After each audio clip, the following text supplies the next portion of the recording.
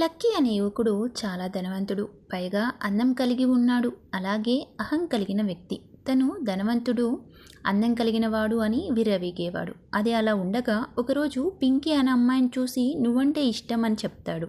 అప్పుడు ఆ అమ్మాయి ఆ అబ్బాయి గురించి తెలుసుకుంటుంది. తనకు కష్టపడడం చేత కాదని, అమ్మ నాన్నల డబ్బుతో అందంతో విర్రవీగేవాడని వేరే వారి చేత తెలుసుకొని ఆ అబ్బాయి ప్రేమకు నో చెప్తుంది. హే, ఏంటి నువ్వు అనేది?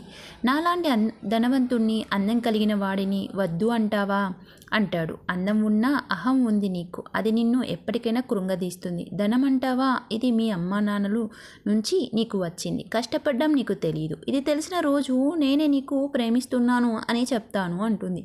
అలా పింకీ మాటలకు మారిన లక్కీ చాలా కష్టపడి సంపాదించి తన తెలివితేటలతో అహం తగ్గించి గర్వంగా పింకీకి మళ్ళీ ప్రేమని చెప్తాడు. అప్పుడు పింకీ కూడా ఒప్పుకొని వాళ్ళ జీవితం చాలా ఆనందంగా ఉంటుంది. కథలో నీతి: కష్టపడడం ద్వారా వచ్చేది చాలా సంతృప్తిని ఇవ్వడమే కాక తిరిగి ఎలా సంపాదించాలో అనేక మార్గాలను తెలుపుతుందని ఈ కథలో నీతి ఉంది.